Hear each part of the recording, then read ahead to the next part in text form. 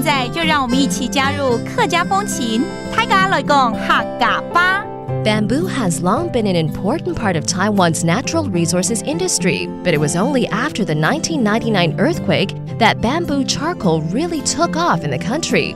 In Hualien's Fengling Township, the production technique was borrowed from Japan after the disaster heavily damaged the local bamboo industry.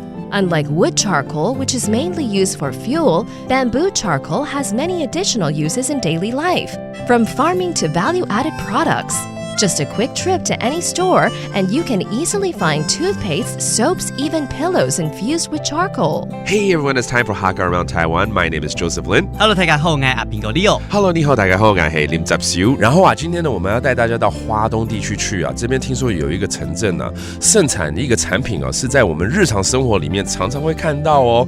這個東西叫做什麼呢？非常好用、非常實用的竹炭啊。人家說竹炭是黑鑽石啊，對不對？錯啊，就是在花蓮縣的鳳林鎮這邊就是以竹炭聞名哦。OK， 這要講到當年有一個鳳林人他到日本去旅遊的時候，發現到好多竹炭的相關產品所以呢，他覺得這樣產業應該在台灣可以好好的把它推廣。所以他回來之後呢，他就去找了台灣中央山脈的高山夢中竹，大概是4到5年份的那種竹子因為這個夢中竹它的材質非常的好，所以燒出來的竹炭呢品質也很棒。那這個竹炭製作的方式應該也蠻複雜的才對了。對啊，竹炭在竹子放到窯裡頭是有順序的，一定要照順序來放。然後呢，窯裡頭那個溫度其實還是會有差別，通常就是在上面的地方會比較熱一點，對，那碳化的過程就會比較好，是然後底下的就會比較糟一點，所以呢，在出窯之後呢，還會做一個重新篩選。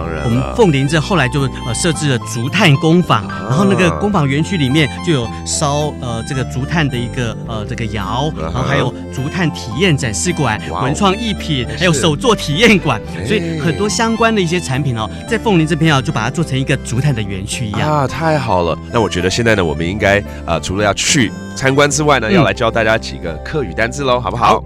包括當然就要教竹炭啦。How do you say bamboo charcoal？ 竹炭。